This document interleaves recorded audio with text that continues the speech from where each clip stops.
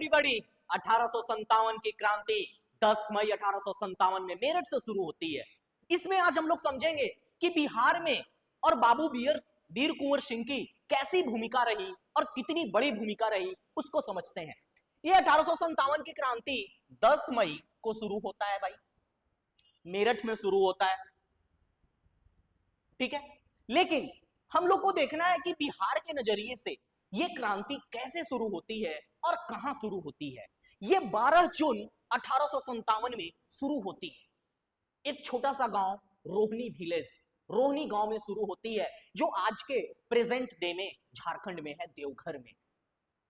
यहां पर 32 इन्फेंट्री के जितने भी जवान थे वो विद्रोह में आ गए। चल रहे विद्रोह के संपेक्ष में इन लोगों ने भी अपना बिगुल फूंक दिया और 1857 की क्रांति का शुरुआत बिहार का ये जगह रहा। उत्पीड़ना थी उन लोगों के अंदर ब्रिटिश सरकार के प्रति। ये जद्दोजहद की जिंदगी, भेदभाव की जिंदगी, सैलरी में डिफरेंस, जबरदस्ती का थोप, ये सब उग्रता था। 32 इन्फेंट्री के जितने भी जवान थे वो लोग उग्र होकर के अपने पूरे पगड़ी को लेकर के, अपने पूरे जितने भी सेना थी सबको लेकर के इस तरह से युद्ध में उतर गए और उन्होंने 2 लोगों की हत्या कर दी, 2 ब्रिटिश ऑफिसर्स की हत्या कर दी, जिनका नाम है lieutenant Norman Leslie and doctor Grant. दोनों की हत्या होती है। यहां पर ध्यान दीजिएगा, बहुत इंपॉर्टेंट फैक्ट है, इन दोनों की हत्या कर देती है। तो ये जो युद्ध था बहुत ही व्यापक हो गया, सेना उग्र है, मारधार से एकदम छराबोर कर दिया। तब किसी न किसी को भेजना पड़ा ब्रिटिशर्स को। तो वहां पर आते हैं मैकडोनाल्ड। मैकडोनाल्ड आते हैं और आकर के इसको शांत करने का काम करते हैं। ये एक पहला पृष्ठभूमि हुआ, बिहार में शुरू होता है 12 जून को। 2 लोगों की हत्या होती है, ग्रैंड और नॉर्मन लेस्ली की। मैकडोनाल्ड आकर के उसको शांत करते हैं। तो सवाल कैसे पूछा है इसमें हम लोग के एग्जाम में, उसको देखिए। Who suppressed the Rohini Deoghar revolt? किसने रोहिणी देवघर के विद्रोह को दबाने का काम किया, उसको शांत करने का काम किया? जो ज्वाला धधक रहा था, उस ज्वाला को बुझाने का काम किया। उसका उत्तर आपको पता है, मैकडोनाल्ड। ठीक है, आगे बढ़ते हैं हम लोग कि रिवोल्ट अब कैसे देवघर से निकल करके पूरे बिहार की ओर रुख कर रहा है, उसको समझते हैं। बिहार के पूरे हिस्से में फैला क्या कि बिहार के कुछ हिस्सों में शुरुआती दौर में रहा, इसको समझते हैं। रिवोल्ट निकला देवघर से, रोहिणी विलेज से, और आकर के पटना में थोड़ा सा अपना रिमझिम बारिश की तरह सुलगता है। और इसका काम कौन करते हैं? पीर अली। पीर अली कौन है सर? एक बुक सेलर है, बहुत ही खतरनाक देशभक्त। कहते हैं कि हमारी मिट्टी पर तुम्हारा कोई जज्बा नहीं है, हमारी मिट्टी हमारी मां है। और वो कहकर के अपने छोटा सा प्यारा सा टुकड़ी लेकर के विद्रोह में उतर जाते हैं। अंततः उनकी हत्या की जाती है, उनको एक्सिक्यूटेड किया जाता है, उनको लटका दिया जाता है। ब्रिटिशर्स ने दबाने का तो काम किया। ये पटना की कहानी है। ये कहानी कब की है? ये 3 जुलाई की कहानी है। ये पीर अली की कहानी है और उनको एग्जीक्यूटेड कर दिया गया। उन्होंने पूरी तरीके से ब्रिटिश रूल के खिलाफ एक ऑर्गेनाइज एक्टिविटी शुरू किया, यानी एक बढ़िया से संगठित व्यवहार तरीके से, यानी वो ब्रिटिशर्स के खिलाफ पूरी तरीके से थे। ये छोटी सी कहानी यहां पर। फिर अगर हम लोग आगे बढ़े, थोड़ा सा आगे बढ़ेंगे तो हम लोग पहुंचेंगे अब दानापुर। अब विद्रोह थोड़ा थोड़ा फैल रहा है। अब जब पटना वाले सेंटर पे इस तरह का हरकत होने लगा, तब जाकर के ब्रिटिशर्स को दिमाग में एकदम, जो बोलते हैं ना, घंटी बजने लगा कि सर अब तो कुछ करना पड़ेगा। अब कुछ करता तब ले दानापुर में फिर कुछ और कांड घटने लगा। 25 जुलाई को, 25 जुलाई 1857 को दानापुर के कंटेनमेंट में 7th, 8th और 40 बंगाल इन्फेंट्री ने विद्रोह छेड़ दिया। यहां के लोगों ने विद्रोह छेड़ दिया। अब कहानी देखिए, धीरे धीरे हम लोग बाबू वीर कुंवर सिंह के पास पहुंच रहे हैं। इन्होंने विद्रोह छेड़ दिया। पटना में पीर अली का इस तरह से निर्मम हत्या, उन लोगों ने रोहिणी विलेज के जितने भी जवान थे उनके साथ गलत व्यवहार, गलत दुष्व्यवहार किया गया। अब जनता और जितने भी सिपाही थे वो अब धीरे धीरे क्लोज आ रहे हैं, धीरे धीरे क्लोज आएंगे। तो दानापुर में इतने इन्फेंट्री के जितने भी जवान थे वो लोग दानापुर के कंटेनमेंट के निकल चुके हैं और निकल करके एक ही डिमांड कर रहे हैं कि अब हम लोग का कोई नेतृत्व करना चाहिए। नेतृत्व की डिमांड हो रही है। यहीं से निकलेगा कि नेतृत्व कहां चलना चाहिए हम लोग को। चलो आरा चलो वीर कुंवर सिंह के पास, यहीं से निकलेगा। लेकिन उससे पहले एक छोटा सा कि क्या सर इतने ज्यादा जब रिवोल्ट हो रहा था तो ब्रिटिशर्स अकेले कैपेबल था, सक्षमता था ब्रिटिशर्स के पास कि अकेले उस पूरे रिवोल्ट को दबा सकता था? नहीं। यानी घर के भेदी कोई तो था जिसने लंका ढाने का काम किया। वही कुछ लोग थे, दरभंगा के महाराजा हुआ करते थे, डुमराव के महाराजा हुआ करते थे, हथवा के राजा हुआ करते थे, जिन्होंने धन से, स्ट्रैटेजी से, कुछ जमीन दे करके, हथियार दे करके, घोड़े दे करके, ये उन्होंने कहा कि जाइए आप इन जितने भी सिपाही जो आपके विरोध में हैं उनको मारिए, उनको खत्म करिए और हमारे राज को सही। यानी अपने राज को बचाने के लिए इन राजाओं ने इन विद्रोह कर रहे सिपाहियों के खिलाफ ऐसी मदद षड्यंत्र की। प्रोवाइडिंग मेन एंड मनी, दोनों चीज, हॉर्सेस, हथियार, सब चीज दिया कि जाइए जाकर के विद्रोह करिए और इनको रोकने का काम करिए। ये झटका जाकर के लगा दानापुर कंटेनमेंट के सारे जवानों को। कहा कि आज बताइए हमारा कोई राजा नहीं है। इस वजह से एक राजा ने आज हमें क्या किया है? राजहीन किया है, हमारा कोई नेतृत्व करता नहीं है। इसलिए उन्होंने सोचा कि अब हम लोग को चलना पड़ेगा आरा। चलो अब आरा चलते हैं और वीर कुंवर सिंह से मदद मांगते हैं। यहीं से कहानी शुरू होगा वीर कुंवर सिंह का, बाबू वीर कुंवर सिंह का कहानी अब हम लोग समझेंगे। यही है बाबू वीर कुंवर सिंह, जिनके चारों तरफ रिवोल्ट ऑफ 1857 घूमेगा। यही है बाबू वीर कुंवर सिंह, यही है वो त्यागी जिन्होंने अपना हाथ काट करके मां गंगा में अर्पित कर दिया। रोटा खड़ा हो जाएगा जब इनकी कहानी को समझोगे और सुनोगे। He was a not only brave man, he was a courageous man. एक से एक उपमा दिया है ब्रिटिशर्स के राइटरों ने, भारत के लेखकों ने बाबू वीर कुंवर सिंह के बारे में। बाबू वीर Kunwar Singh was not an ordinary man. 80 years old man, 80 साल के बुजुर्ग व्यक्ति तलवार को निकालते हैं। कहते हैं ये लास्ट तलवार तो मराठाओं के युद्ध में हमने यूज किया था, अब निकालो, इसकी जरूरत पड़ेगी तो हरेक फिरंगियों की गर्दन उतरेगी। He was from a Rajput clan, Rajput clan से थे ये। He was a जमींदार, वो जमींदार थे। इनके पिताजी भी जमींदार थे, साहबजादा सिंह। इनका जन्म जगदीशपुर आरा में होता है। इनका जन्म कब होता है? 13 नवंबर 1777 में होता है। अब सर कहानी को समझते हैं कैसे बाबू वीर कुंवर सिंह कूदे इस कहानी में। 1857 की क्रांति में क्या जरूरी था उनको? बीघा का बीघा खेत है, जमींदार है। इसका कुछ ना कुछ तो कारण रहा होगा कि बाबू वीर कुंवर सिंह को कूदना पड़ा। एक रेवेन्यू बोर्ड हुआ करता था। थोड़ा सा कारण को समझिए सर, मजेदार है।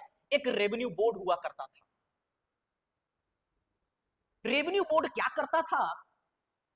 राजस्व बोर्ड जो जमीन का लेखा जोखा करता हो, वो राजस्व बोर्ड जमींदार के जगह लेनदार जो होते हैं, मनी लेंडर होते हैं, पेशकार होते हैं, उनका पैसा देने वाले जो होते हैं उनका तरफदारी करता था।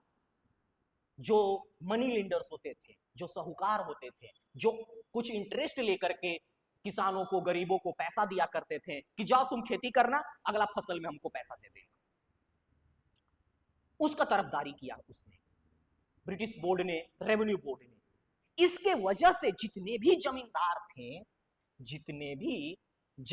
थे, उनके जितने भी किसान थे, वो सारे कर्ज में डूबते गए। क्योंकि वो किससे पैसे ले रहे थे? मनी लेंडर से, बनिया से पैसे ले रहे थे, जो पैसा इंटरेस्ट पे उनको दे रहा था। कर्ज में डूबते गए, कर्ज नहीं लौटा पा रहे थे, उनका जमीन हथियाया जा रहा था। तो जमींदार भाई किस पे करेगा जमींदारी जब किसान के पास जमीन ही नहीं रहेगा? तो ये एक पहला कारण हो रहा था, जिसके वजह से बहुत सारा जमीन ब्रिटिशर्स के हाथ में चला गया था। और सारे किसान आकर के बाबू वीर कुंवर सिंह और उनके पिता के सामने ये बात रख रहे थे। उनके पिता ने भी ये सिचुएशन देखा, आज बाबू वीर कुंवर सिंह देख रहे थे। तो बाबू वीर कुंवर सिंह से रहा नहीं गया, तब जाकर के एक पटना में मीटिंग होता है। ध्यान से समझिएगा, यहां से बाबू वीर कुंवर सिंह हाईलाइट में आए। पटना में एक मीटिंग होता है, कैप्टन विलियम टेलर के द्वारा बुलाया जाता है सारे जमींदारों को। सारे जमींदार एकत्रित होते हैं, एकत्रित हुए और वहां पर कैप्टन विलियम ने एक ऑर्डर पास किया कि सुनो सारे जमींदार, कोई हथियार नहीं रखेगा। क्योंकि जमींदार विद्रोह कर रहे थे तो हथियार से ब्रिटिशर्स को दिक्कत हो रहा था। कोई हथियार नहीं रखेगा। तो बाबू वीर कुंवर सिंह धीरे से खड़े होते हैं, पोलाइटली, वेरी नम्रता के साथ कहा उन्होंने कि सर हथियार नहीं रखेंगे तो हमारे प्रांतों को और हमारे घर के औरतों को डकैतों से, लुटेरों से कौन बचाएगा? और सारे किसानों ने उसका समर्थन दिया। All the kisans, all the farmers agreed with this statement. कहा कि हाँ हुजूर सही कह रहे हैं। कैप्टन विलियम तुरंत डायरी निकाला, noted this man is dangerous, ये आदमी खतरनाक है। ये आदमी का बात सारा किसान मानता है। The man has a will power, ये कहता है तो लोग सुनते हैं। आप कुछ कहिए और लोग सुने, यही सबसे बड़ा मैटर है। फॉलो करना इज अनदर थिंग, उसको फॉलो करे ना करे, लेकिन फॉलो भी लोग करते थे। तो भाई, तो कमिश्नर विलियम टाइलर ऑर्डर जमींदार टू सरेंडर देयर आर्म्स, कहा कि भैया अपना आर्म्स सरेंडर कर दीजिए। अब आर्म्स सरेंडर कर देंगे तो हमारे औरतों को कौन बचाएगा, हमारे डकैतों को कौन बचाएगा, ये सब सवाल था। फिर क्या होता है कि ये घटना के बाद जब बाबू वीर कुंवर सिंह घर पहुंचते हैं तो उनका एक कॉन्वर्सेशन उनके भाई अमर सिंह के साथ है। अमर सिंह का एक कॉन्वर्सेशन है उनके भाई के, अमर सिंह का कॉन्वर्सेशन है बाबू वीर कुंवर सिंह के साथ, बातचीत है। बातचीत में अमर सिंह पूछते हैं अपने भाई से, अपने भैया से पूछते हैं, भैया अगर सिपाही हमारे दरवाजे आएंगे तो क्या हम अपने दरवाजे को खुला रखेंगे या बंद करेंगे? तो बाबू वीर कुंवर सिंह कहते हैं कि भला ही आज हमारे पास हथियार ना हो, देख रहे हो वो तलवार मराठे के युद्ध में पहली बार लास्ट यूज किया गया था, उस तलवार को निकालेंगे और पगड़ी बांध के निकल जाएंगे। अगर सिपाहियों का जज्बा ईमानदारी से रहा, सिपाहियों का भावना अगर ईमानदारी होगा, अगर सिपाहियों का अगर कारण सच्चा होगा, तो ये बाबू वीर कुंवर सिंह आरा का लाल कभी झुकेगा नहीं। आरा कभी हारा है कोई से? वही बात है, आरा कभी ना झुका है ना कभी झुकेगा, यही है।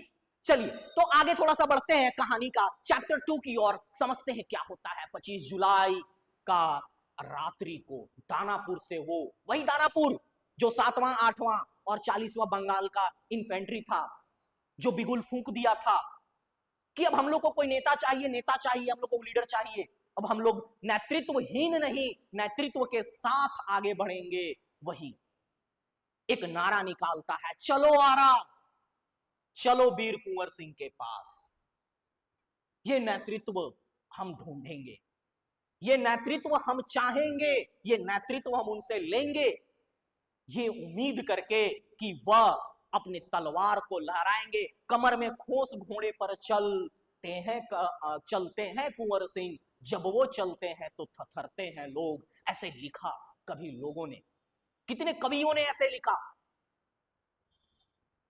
80 साल के उम्र है उनकी, और इस उम्र में भी वो जज्बा, वो करेजियस, वो पागलपंती लोगों के लिए यू नॉट फाइंड एनीवेयर। अभी देखेंगे हम लोग कैसे कौन कौन से ब्रिटिशर्स ने कहा this he was not an ordinary man, ये ऑर्डिनरी मैन नहीं है भैया, this is not human work. बहुत सारे ब्रिटिशर्स ने कहा कि ये मानव के लिए पॉसिबल ही नहीं है। तब जाकर के ये चलो आरा, आरा की ये हुई, चलो आरा, आरा चलते हैं, चले आरा की ओर। तो इन लोग पटना आकर के बीटा एक जगह है, वहां पर इन लोग रुक गए। यहां से 3 बजे भोर में 3 PM में एक संदेशा जाता है। अमर सिंह दरवाजा खोलते हैं कि आया है संदेशा, 3000 लोग, यानी 3000 लोग यानी 3000 सैनिक, 3000 सैनिक की टुकड़ी बाबू वीर कुंवर सिंह का स्वागत करने के लिए इंतजार कर रहा है। यह मैसेज पहुंचाया गया बाबू वीर कुंवर सिंह के। 80 साल का उम्र का व्यक्ति, सोचो अपने दादाजी को इमेजिन करो जो 75 साल के हैं ऑलरेडी, वो जज्बा उनके अंदर, वो स्पार्क। कहे 3 बजे भोर में बाबू वीर कुंवर सिंह उठते हैं, गंगा स्नान करते हैं, गंगा जल डाल करके गंगा स्नान करते हैं, व्हाइट कलर का दम कपड़ा पहनते हैं और टर्बन पगड़ी बांध करके तलवार निकालते हैं और घोड़े पर बैठ करके निकल जाते हैं और जाकर के बीटा में वो 3000 सिपाहियों से मिलते हैं। He met there at Bihta. अब उनके पास 2 विकल्प था, चाहे तो वो मना कर देते और अपने जितना भी बचा हुआ परगना था, 300 गांव उनके पास कुछ बचे हुए थे, ठीक है, 300 गांव बचे हुए थे, वो चाहे तो इन जितने भी 3000 सिपाही थे उनको ब्रिटिशर्स के हवाले करके अपने 300 गांव का रेवेन्यू बचा लेते। लेकिन उन्होंने किसको चुना? He took the salami of all sepoys। उन्होंने सलामी चुनने का काम किया, उन्होंने देश हित में अपना काम किया, उसने सच्चाई चुनने का काम किया। This was. अब क्या होता है कि 27 जुलाई और 3 अगस्त के बीच में आरा का सीज, आरा तो खाली हो चुका है क्योंकि यहां से पूरी तरीके से अब जितने भी सिपाही हैं अब लग चुके हैं विद्रोह के मूड में। तो अब यहां पर सीज ऑफ आरा होता है। कैसे होता है सर, उसको समझते हैं। 18 ब्रिटिश मैन, कुछ विमेन, कुछ चिल्ड्रेन, कुछ बच्चे और 50 सिख सिपाही और एक पुलिस मैन जिनके अंडर हेलवार्ड वेक, देखिए यहां नाम लिखा होगा, हेलवार्ड वेक के अंडर ये कौन थे? ये डिस्ट्रिक्ट मजिस्ट्रेट थे। ये पूछा गया सवाल है, ये डिस्ट्रिक्ट मजिस्ट्रेट थे आरा के। इनके अंडर ये 50 बाई 50 के कमरा में लॉक कर लेते हैं। 29 जुलाई को captain Dunbar march from Danapur with 3000 यूरोपीय troops to Arrah. Captain Dunbar निकलते हैं कि भाई यहां पर आरा में उनको खतरा है, बचाना है जाकर के। कैप्टन डनबर निकलते हैं और लेकिन कैप्टन डरबन को 20 मिनट के अंदर वीर कुंवर सिंह की जितनी भी टुकड़ी थी उसने तस नहस कर दिया। इन लोग चाहते थे कि हम नहीं, ना औरतों को ना बच्चों को, हम किसी को कष्ट नहीं पहुंचाएंगे, हम सिर्फ ब्रिटिश के जितने भी पॉलिसीज हैं उसके खिलाफ हैं, हम किसी व्यक्ति विशेष के खिलाफ नहीं है। तो ब्रिटिशर्स ने इनको भेज दिया, डरबन को भेज दिया, डनबर को भेज दिया कि जाओ जाकर के सबको उड़ा दो और अपने लोगों को छुड़ा लो। तो इनको 20 मिनट में चखा करके वापस भेज दिया। ये इसको माना जाता है fatal defeat of British in Bihar. इसको फैटल डिफीट बोलते हैं। और 20 मिनट में 170 ब्रिटिश सोल्जर को मार दिया गया। Worst defeat of British in Bihar. अब टाइलर को टेंशन है भाई, अब टाइलर को टेंशन है कि अगर आरा को हार गए, if Arrah falls all Bihar is gone. अगर आरा हार गए तो पूरा बिहार से हाथ धो बैठेंगे। टाइलर को अब बहुत ज्यादा टेंशन है। आइए आगे समझते हैं टेंशन कैसा बात हुआ। अब बीबीगंज की लड़ाई, जब आरा में इस तरह का युद्ध छिड़ा जिसमें पूरी तरीके से वीर कुंवर की सेना एकदम प्रबल रही, तब बीबीगंज, आरा से थोड़ा सा आगे बढ़िए जाइए, वहां पर बीबीगंज की लड़ाई होगी। और आरा जिस तरह से सीज हुआ ब्रिटिशर्स के हाथों, उसको समझते हैं। कौन आते हैं? मेजर विंसेंट अय्यर के द्वारा arrive from Buxar with 3 cannon and Enfield rifle. Cannon, तोप की गोले और राइफल लेकर के पहुंच जाते हैं। बीबीगंज वीर कुंवर सिंह से लड़ने, जो आदमी के पास इतना मॉडर्न हथियार भी नहीं है, तीर धनुष और लठियाल बहुत ज्यादा है, लाठी चलाने वाला है, कुछ कुछ गन्स है, ज्यादा हथियार और भाड़ा गलासा लेकर के बैठे हुए हैं, भाड़ा गलासा कि भाला से हम लोग काम चला लेंगे। लेकिन 3 अगस्त आते आते वीर कुंवर सिंह समझ गए कि हमारा आदमी लोग ज्यादा मर रहा है, यहां बुद्धिमानता है कि हम इससे रिट्रीट कर लें, हम इसको पीछे खींच लें। लेकिन जब पीछे खींच लिए, इसका मतलब आरा किसके हाथ में चला गया? ब्रिटिशर्स के हाथ में। Siege of Arrah, Arrah siege हो गया। जो 50 बाई 50 के कमरा में लोग कैद थे, वो लोग अब ब्रिटिशर्स के हाथ में सेफ हो। यहां तक कहानी आप लोग को समझ में आ रहा है। अब आते हैं आगे, समझते हैं अगस्त 57 से मार्च तक का द ग्रेट मार्च। अब बाबू वीर कुंवर सिंह का माइंड यहां पर एक चीज बहुत अच्छा दम तुरंत भर में पिक किया कि हम क्या कर रहे हैं, सिर्फ और सिर्फ अपने आरा, पटना, दानापुर वाले रीजन में ही घूम रहे हैं। अब हमको क्या करना चाहिए कि जहां जहां 1857 की बिगुल फूंकी गई है, जैसे मेरठ, दिल्ली, झांसी, इन सब जगह हमको जा जा करके वहां से लोगों की जो नेतृत्व कर रहे हैं उनसे हमको थोड़ा सा काम करना होगा। तो उसके लिए पहला शुरुआत उन्होंने किया अपने ही जगह से। उन्होंने क्या किया, उससे पहले Iyer now March two the Jagdishpur, he had order destroy the nest. Iyer ने कहा कि पहले घोंसला को नष्ट करो। जगदीशपुर चला गया वो, जहां इनका घर था। घर को बोला जाकर के ये सब स्टेटमेंट को नोट डाउन करना है आप लोग को कि ये स्टेटमेंट किसने कहा और किस संदर्भ में कहा। घोंसला को डिस्ट्रॉय कर दो, ये अय्यर ने कहा। अय्यर ने कहा कि इस घोंसले को खत्म करो ताकि यहां से किसी प्रकार के और भी और बवाल ना उठे।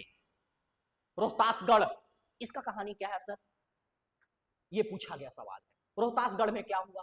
रोहतासगढ़ में बाबू वीर कुंवर सिंह कहां चले गए? शेरशाह सूरी के फोर्ट में चले गए और उन्होंने बड़ा मजेदार काम किया। फोर्ट में गए और फोर्ट में जाने के बाद उन्होंने टेलीग्राम का तारे काट दिया जो कलकत्ता दिल्ली को जोड़ता था। अब कोई मैसेज नहीं पहुंच रहा है ब्रिटिश का कि का हुआ, का हो रहा है, का चल रहा है। उन्होंने क्या किया, कलकत्ता दिल्ली का जो तार है टेलीग्राम का, उन्हें काट दिए। ठीक है, तो ये पहला काम किया रोहतासगढ़ में। He used to old fort of Sher Shah Suri from there the main and cut the telegram का एवरी नाइट। हर रात काट दिया फॉर 2 महीने के लिए। 2 महीने के लिए काट दिया। नो न्यूज, कोई न्यूज नहीं पहुंच रहा है रोहतासगढ़ से। ठीक है, उसके बाद अक्टूबर में क्या होता है कि रीवा पहुंचते हैं राजा से। रीवा के राजा ना ब्रिटिशर्स के बहुत एकदम मिठमुह था, एकदम मीठा माहौल था। उससे उनको नहीं पटा उतना, क्योंकि जो ब्रिटिशर से मीठा है वो हमारे देश के लिए खट्टा है। तो उनसे उसका नहीं पटा, हमारे वीर कुंवर सिंह को नहीं पटा। वो फिर वहां से निकल करके कहां पहुंच गए? बंदा। सीक्वेंस याद रखना है, सीक्वेंस याद रखना है। यानी वीर कुंवर सिंह कैसे मार्च किए, ये अरेंजिंग ऑर्डर में एक बार पूछ चुका है, ये अरेंजिंग ऑर्डर में पूछ चुका है आपके एग्जाम में।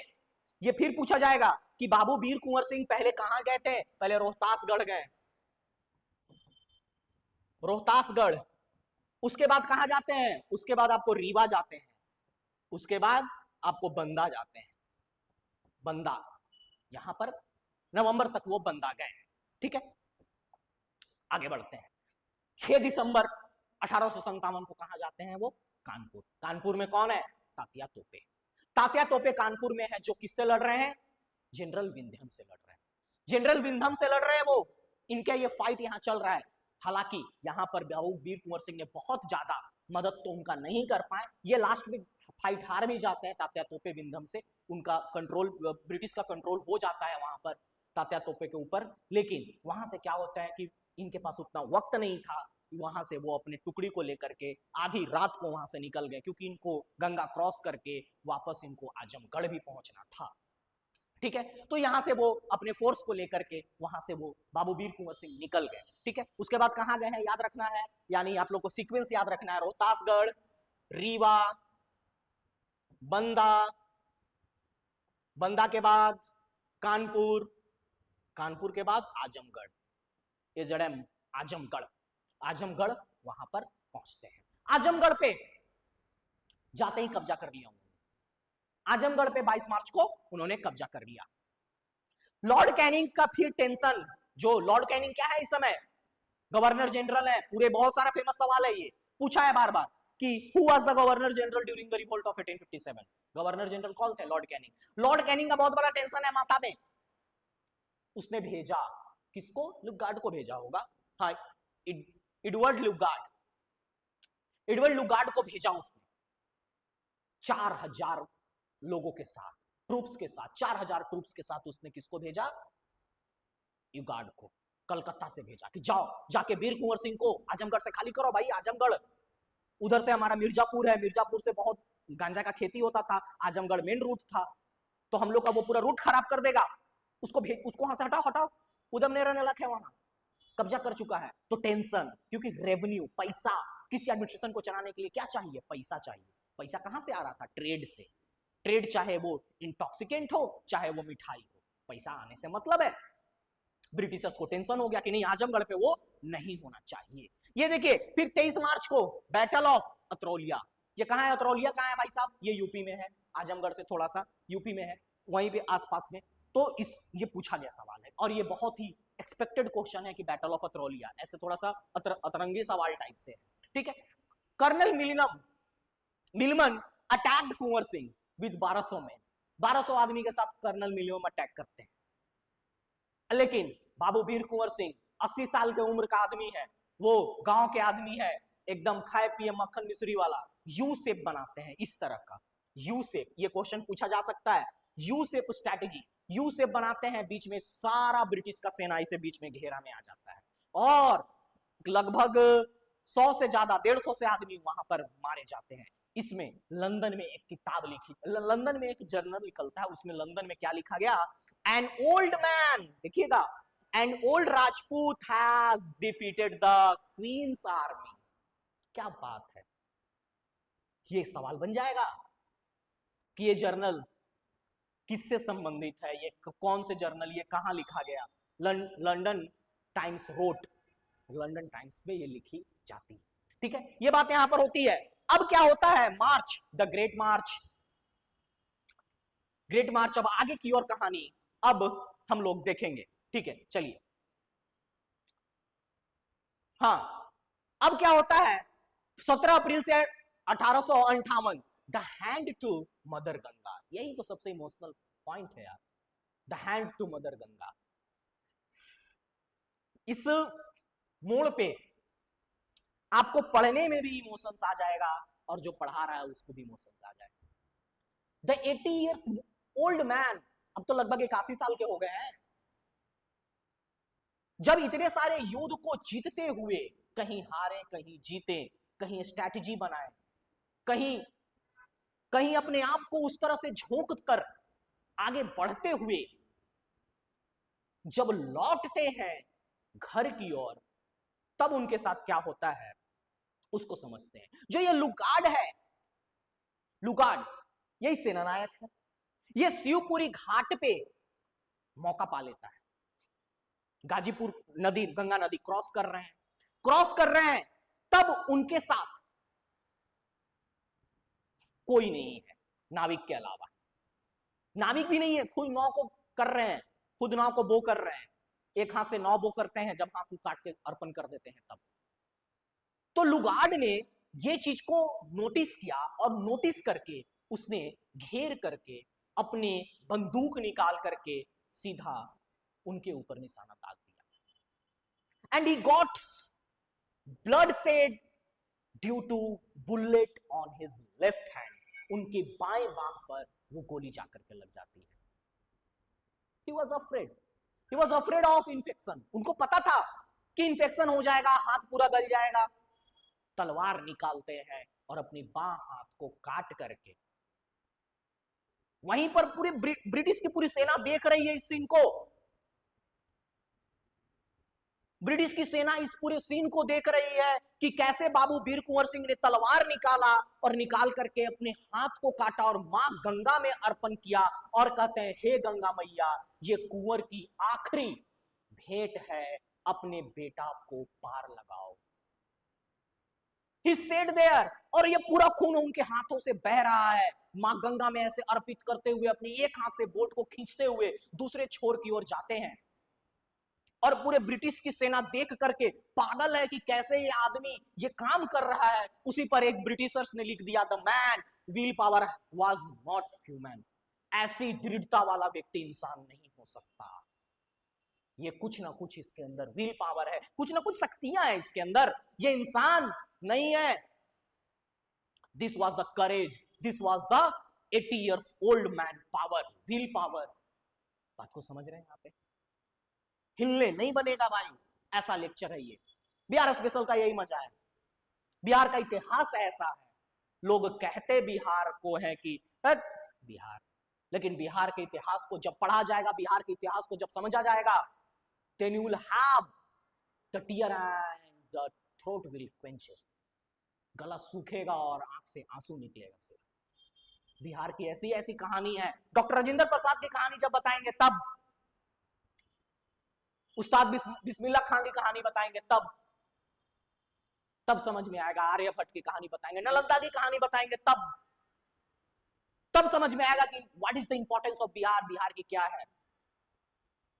समय बदलता है, हम लोग भी बदलेंगे, हम लोग भी उस पाथ पे चलेंगे, ठीक है। लेकिन अभी फिलहाल द लास्ट विक्ट्री, ली ग्रैंड अटैक कुंवर सिंह पूरे अपने इस बीमार हाथ को लेकर के, घायल हाथ को लेकर के पहुंचते हैं Jagdishpur. Kunwar Singh main force hit him from the side down on 22 April. 22 अप्रैल को उन पे क्या होता है, एक बार फिर से हमला होता है, लेकिन वो गोरिल्ला टैक्टिक्स अपनाते हैं। गोरिल्ला टैक्टिक्स अपना करके वो मैंग्रोव फॉरेस्ट और साल फॉरेस्ट जो वहां पे था आरा में, उसमें ली ग्रैंड को हराने का काम करते हैं। Le Grand was killed, Le Grand को मार गिराते हैं। वहां पर लोग एक नारा लगाते हैं, बाबू इज होम, बाबू की वापसी, बाबू वीर कुंवर सिंह इज होम। लेकिन अंततः 26 अप्रैल को यह दुख वाली घटना होती है और उनकी मृत्यु हो जाती है। ही डाइड बिफोर सनराइज, सूर्य उदय से पहले 26 अप्रैल 1858 की उनकी मृत्यु हो जाती है। मृत्यु होते होते उन्होंने कहा था, अमर मेरे चिता तब तक मत जलाना जब तक तुम उन्हें जगदीशपुर से फिर खदेड़ ना दो। Man has told to his brother कि मत मेरे चिता को आग लगाना जब तक तुम इनको पूरी तरीके से यहां खदेड़ ना दो। क्योंकि अभी कौन मरा है, अभी सिर्फ और सिर्फ ली ग्रैंड मरा है, यानी ब्रिटिशर्स अभी भी उनकी नजर है। यानी इन्होंने फिर से झंडा अपने जगदीशपुर में आकर लहराया, लेकिन इनके कहते कहते ये मर गए कि अपने जगदीशपुर पे एक कदम नहीं इनकी होनी चाहिए। इनके कुछ कुछ नाम पे अचीवमेंट्स है जो हमारे एग्जाम में बार बार पूछे जाते हैं। वीर कुंवर सिंह यूनिवर्सिटी आरा, 92 में इसका हुआ है, 92 में वीर कुंवर सिंह यूनिवर्सिटी आरा। फिर स्टाम्प पेपर 66 में स्टाम्प पेपर 5 रुपया का इंडियन पोस्ट के द्वारा, और 2018 में 5 रुपए का स्टैम्प 160वां एनिवर्सरी के अवसर पे भारत सरकार के द्वारा लाया गया।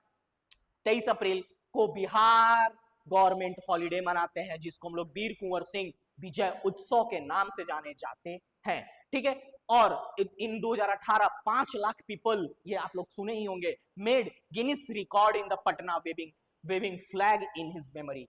उनके यादों में 5 लाख से ज्यादा लोग झंडा निकाल करके वीर कुंवर सिंह का, जो झंडा उन्होंने जगदीशपुर के उस किले पर लहराया था, उस झंडे की निशानी को लोग लहराते हैं और उनकी यादों को याद करते हैं। इस तरह से एक फोक सॉन्ग जो आज भी गाया जाता है, अब छोड़ रे फिरंगिया हमार देशवा, ये फोक सॉन्ग उन्होंने गाया था उस समय उन्होंने गाया था, अब छोड़ रे फिरंगिया हमार देशवा।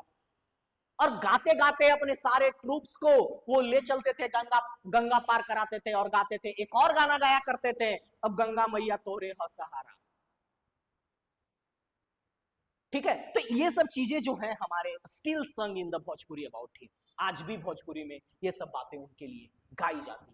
चलिए, ये था छोटा सा संक्षेप में हम लोग का। अब हम लोग इसके लेक्चर 2 लेकर के जल्दी आएंगे। बिहार स्पेशल का, बिहार स्पेशल हम लोग जल्दी खत्म करेंगे। 72nd बीपीएससी के लिए लास्ट तक वीडियो में बने रहिए, देखें। उसके लिए बहुत बहुत धन्यवाद। आप लोग को किसी प्रकार का कोई भी कष्ट हो, इसका पीडीएफ चाहिए होगा, इसको स्कैन कर लीजिए, नहीं तो हमारे टेलीग्राम चैनल को @सिविल संग्राम में ज्वाइन करिए। वहां पर वीडियो के साथ साथ आप लोग को ये पीडीएफ भी मिल जाएगा। अगर आप लोग इसका नोट्स बनाना चाहते हैं, आप लोग को अच्छा लगा होगा, then you must enjoy the video for the next coming video. हम लोग जल्दी आ रहे हैं नेक्स्ट डे लेकर के सेकंड पार्ट की 1857 की क्रांति के बाद बिहार में मॉडर्न हिस्ट्री में क्या हुआ। बहुत बहुत धन्यवाद।